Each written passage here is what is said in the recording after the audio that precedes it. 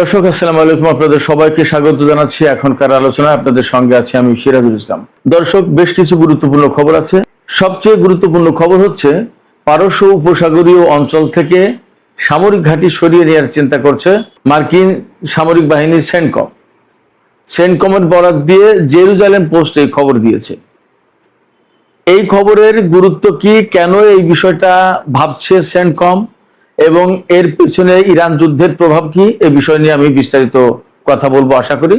এর পাশাপাশি আরো থাকবে সৌদি আরব থেকে নতুন করে ইরান 5টি বোয়িং বিমান পেয়েছে। ইরানের কাছে বোয়িং বিমান বিক্রি করা নিষিদ্ধ থাকলেও সৌদি আরব ইরানকে এই 5টি বিমান সরবরাহ করেছে। এই খবরেরও কিন্তু বিশেষ কৌশলগত গুরুত্ব আছে। এদিকে ইরানের প্রতিরক্ষা মন্ত্রী আজ অর্থাৎ 3 জুলাই শুক্রবার 2026 সাল তুরস্কের প্রতিরক্ষা মন্ত্রীর সাথে টেলিফোনে কথা বলেছেন এবং সেখানে আঞ্চলিক জোট গঠনের গুরুত্ব অত্যন্ত জোরালো ভাষায় তুলে ধরেছেন ইরানের প্রতিরক্ষা মন্ত্রী। তুরস্কও একইভাবে মনোভাব ব্যক্ত করেছেন। সুপ্রিয় দর্শক, এইসব বিষয় নিয়ে এখনকার ভিডিওতে আলোচনা করব। আশা করি আপনারা শেষ পর্যন্ত সঙ্গে থাকবেন, আর ভিডিও ভালো লাগলে লাইক কমেন্ট শেয়ার করবেন এবং চ্যানেলটি সাবস্ক্রাইব করে সাথেই থাকবেন।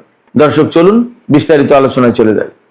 দর্শক, প্রথমেই বলছিলাম সেন্টকম উপসাগরীয় অঞ্চল থেকে সামরিক ঘাঁটি সরিয়ে নেওয়ার বিষয়টি চিন্তা করছে। এই বিষয়টি এখনই চূড়ান্ত হয়নি, কিন্তু চিন্তা ভাবনা করছে। এই যে চিন্তা ভাবনা করছে, এটাই কিন্তু আসলে সারা বিশ্বের জন্য একটা বড় বিরাট পরিবর্তন। পাশাপাশি ইরান যুদ্ধের সবচেয়ে বড় প্রভাব, এতে কোনো সন্দেহ নেই।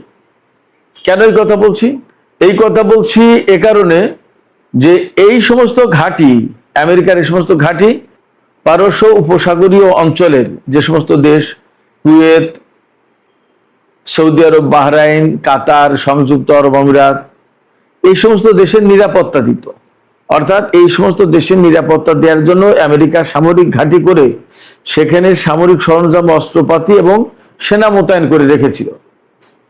এই সমস্ত দেশকে সবসময় বোঝানো হয়েছিল ইরান, ইরানের বিপ্লবী সরকার পারস্য উপসাগরীয় এই সমস্ত দেশের জন্য মারাত্মক ঝুঁকি, বিপদের কারণ।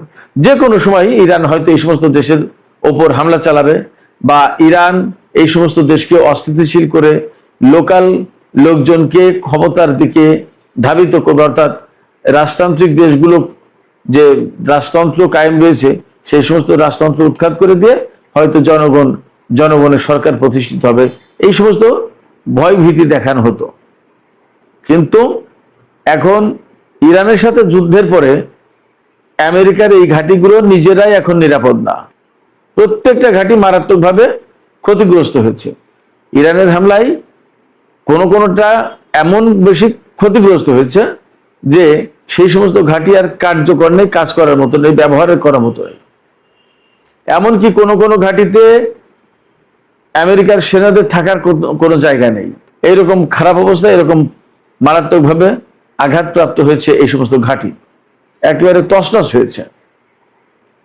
এছাড়া কয়েকদিন আগে তো খবর বেরিয়েছে যে বাহরাইনের যে 5ম নৌবহরের ঘাঁটি, এই ঘাঁটি একেবারে ইসরায়েলে সরিয়ে নেবে আমেরিকা। তো এই যে পারস্য উপসাগরীয় এলাকা থেকে আমেরিকা বিভিন্ন ঘাঁটি সরিয়ে নেওয়ার চিন্তা করছে, এই চিন্তা করার মূল কারণ হচ্ছে যে এই সমস্ত ঘাঁটি এখন আর মোটেই নিরাপদ না। যেখানে এই সমস্ত ঘাঁটি এবং মার্কিন সেনারা আরব দেশগুলোকে নিরাপত্তা দেবে, সেখানে সেই সমস্ত ঘাঁটি তো ধ্বংস হয়ে গেছে, নিরাপদ না। অতএব তারা কিভাবে নিরাপত্তা দেবে? ফলে নিজেরা এখন সরে যাওয়ার চিন্তা করছে। তারা এখন ইরানের এত কাছে, একদম ইরানের ক্ষেপণাস্ত্র ড্রোনের নাগালের ভিতরে থাকা, এখন নিজেদেরকে আনসেফ মনে করছে। যেখানে এক সময় আমেরিকার ভয়ে পৃথিবী থরথর করে কাঁপতো, সেখানে এখন ইরানের ভয়ে আমেরিকার এই সমস্ত সামরিক ঘাঁটি সরিয়ে নিতে হচ্ছে। This is reality. এই জায়গায় একদম অনিবার্যভাবে বলা যায় যে মধ্যপ্রাচ্যের পরিস্থিতি বদলে গেছে এবং আরো বদলাবে। আর এর সুর ধরে, এর হাত ধরে আন্তর্জাতিক অঙ্গনেও কিন্তু বড় রকমের পরিবর্তন আসবে। শুধু মধ্যপ্রাচ্যের ক্ষমতার ভারসাম্যে পরিবর্তন হচ্ছে না, অর্থাৎ ক্ষমতার ভারসাম্য আমেরিকার দিক থেকে ইরানের দিকে ঝুঁকে পড়ছে না, আন্তর্জাতিক অঙ্গনেও এই একইভাবে বিষয়টা ঘটবে। যদি এমনটি হয় তাহলে কি হবে? আমেরিকা যদি ঘাঁটিগুলো সরিয়ে নেয় তাহলে এই সমস্ত দেশের নিরাপত্তার কি হবে? আমি ব্যক্তিগতভাবে মনে করি যে এই সমস্ত দেশের নিরাপত্তার কোনো সংকট সমস্যা হওয়ার কথা না। কারণ এই অঞ্চলে ইরান, সৌদি আরব, কুয়েত, কাতার, সংযুক্ত আরব আমিরাত, ওমান, ওপাশে ইরাক, বাহরাইন সবই খুব কাছাকাছি দেশ, সাগরের এপার ওপার দেশ। আবার একেবারে প্রতিবেশী দেশ ইরাক, কুয়েত, ইরানের, এগুলো খুব প্রতিবেশী দেশ। তো এই সমস্ত যেহেতু খুব কাছাকাছি দেশ, মুসলিম ভ্রাতৃপ্রতিম দেশ এবং সুদীর্ঘকালের বিভিন্ন রকমের ইতিহাস, ঐতিহ্য, অনেক কিছুর মেলবন্ধন রয়েছে। সর্বোপরি ইসলামের আগমনের ফলে এই প্রত্যেকটা দেশ এই একই ধর্মের আশ্রয়ে, একই ধর্মের ছায়াতলে, প্রত্যেকটা দেশ মুসলিম দেশ। হয়তো শিয়া সুন্নির কিছুটা পার্থক্য আছে, কিন্তু আফটার অল তো সবাই মুসলমান। এই বিষয়গুলো এখন একটা বড় ফ্যাক্টর হয়ে দাঁড়াবে। বড় আঞ্চলিক স্থিতিশীলতা বা একটা ঐক্য বা প্রতিবেশী সুলভ সম্পর্ক গড়ে ওঠার ক্ষেত্রে এই বিষয়গুলো এখন ভূমিকা রাখবে। এই যে সৌদি আরব আজকে ইরানকে নিষেধাজ্ঞা উপেক্ষা করে 5টা বিমান দিয়েছে, বোয়িং বিমান। ইরানের মাহান এয়ারলাইন্স এই বোয়িং বিমানগুলো ব্যবহার করবে। এইগুলো সেকেন্ড হ্যান্ড বিমান, অর্থাৎ ব্যবহার করা বিমান, কিন্তু বিমানগুলো কার্যকরী। ইরান যেহেতু পাচ্ছে না, তার বিমানের সংকট, সেক্ষেত্রে সৌদি আরব এই 5টা দিল। হয়তো টাকা নিয়েছে, বাট দিয়েছে তো। আমেরিকার নিষেধাজ্ঞা উপেক্ষা করে এই 5টা বিমান দেওয়া মানে সহজ কথা না। সৌদি আরবে আমেরিকার নিষেধাজ্ঞা উপেক্ষা করছে, বিশ্বে পরিবর্তন হয়ে গেছে না, আর বাকি আছে। তো এই খবর বেশ কয়েক জায়গায় এসছে। এর আগেও 2025 সালে 5টি বোয়িং বিমান কিনেছিল, ওরকম সেকেন্ড হ্যান্ড বিমান। সেটা সিঙ্গাপুর থেকে অস্ট্রেলিয়া নিয়ে, তারপরে আর এক কোম্পানি ভিয়েতনামে নিল, তারপরে ইরান সেখান থেকে নিল, নানান কাহিনী করে। বাট মার্কিন নিষেধাজ্ঞা ফাঁকি দিয়ে বিভিন্ন কায়দায় এগুলো নেওয়া হয়েছে। চলতে তো হবে পথ। এখন সৌদি আরব যে বিমান দিল, এটা কিন্তু খুবই ইম্পর্টেন্ট। ওই যে সেন্টকম ঘাঁটি সরাচ্ছে, আবার সৌদি আরব ইরানকে বিমান দিচ্ছে, এগুলো কিন্তু বিশেষ বার্তা দিচ্ছে। বার্তাটা হচ্ছে এই যে সৌদি আরব এখন চায় ইরানের সাথে সম্পর্ক করতে। আমি শুনলাম, আমি শিওর না, একটা খবর শুনলাম যে ইরান সৌদি আরবের কোনো ডেলিগেটকে এই যে সর্বোচ্চ নেতার যে জানাজা অনুষ্ঠান বা শেষ বিদায় অনুষ্ঠান, এই অনুষ্ঠানে সৌদি আরবকে নাকি এনলিস্টে ডাকেনি, লিস্টে নাকি রাখেনি ইরান। কিন্তু সৌদি আরব তারপরেও তাদের উপপররাষ্ট্রমন্ত্রীকে ইরানে পাঠিয়েছে। এই যে পাঠানোর ব্যাপারটা, তার মানে এখন ইরানের সাথে আরব দেশগুলো সম্পর্ক স্বাভাবিক করতে চায়, এবং স্বাভাবিক করতে হবে। আমেরিকা যখন তাদের ঘাঁটি সরিয়ে নেবে, তাইলে নিরাপত্তার একটা ঘাটতি তো তৈরি হলো, একটা ভ্যাকুয়াম তৈরি হলো না? সেই জায়গায় ইরানের সাথে যদি আরব দেশগুলো সম্পর্ক না করে তাহলে তো হবে না। অতএব আরব দেশগুলো এখন ইরানের সাথে সম্পর্ক করবে, এটা স্বাভাবিক। এবং এটা তো বাস্তব যে ইরানের সাথে আমেরিকা পেরে না উঠতে পেরে ঘাঁটি সরাচ্ছে, ক্ষয়ক্ষতির মুখে, ঝুঁকির মুখে পড়েছে তারা। তার চেয়ে এখন নিরাপদে চলে যাবে দূরে। তো দূরে যখন যাবে তখন সৌদি আরব বা আদার আদার কান্ট্রি, আরব কান্ট্রি যারা, তারা তো দেখতে পাচ্ছে যে ইরানের সামনে আমেরিকা টিকে নিয়ে আমরা টিকবো থেকে। অতএব আমরা ইরানের সাথে স্বাভাবিক সম্পর্ক রাখি, তাতে আমরা ভালো থাকবো সবাই। একদম সহজ হিসাব। ব্যাপারটা এই দিকেই যাচ্ছে।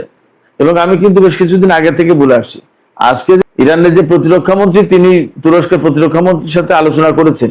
এইটাই হচ্ছে সেই কার্যকরী আলোচনা, এবং এই আলোচনায় জোট গঠনের কথা বলেছেন। এই আলোচনায় জোট গঠনের কথা বলছে যে সেখানে পাকিস্তান, ইরান, তুরস্ক, সৌদি আরব, মিশর, কাতার, এই সমস্ত দেশ থাকবে।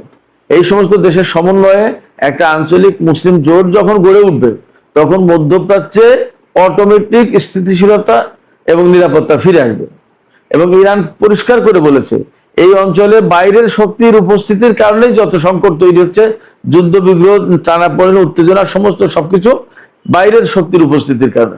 তো বাইরের শক্তি যখন এখানে থাকবে না, তখন আলটিমেটলি অঞ্চল স্থিতিশীল হয়ে যাবে, নিরাপত্তা নিজেদের নিরাপত্তা নিজেরাই দেখবে। অতএব যুদ্ধ বিগ্রহ, মারামারি, এ সমস্ত কোনো কিছু আর প্রয়োজন হবে না। সেই জন্য আমার মনে হচ্ছে যে খুব দ্রুতই এখান থেকে আমেরিকা ঘাঁটি সরাক আর না সরাক, দ্রুতই একটা মুসলিম জোট গড়ে উঠতে পারে। যদি মুসলিম জোট গড়ে ওঠে তাহলে কিন্তু আলটিমেটলি আমেরিকা এখানে অপাঙ্ক্তেয় হয়ে যাবে।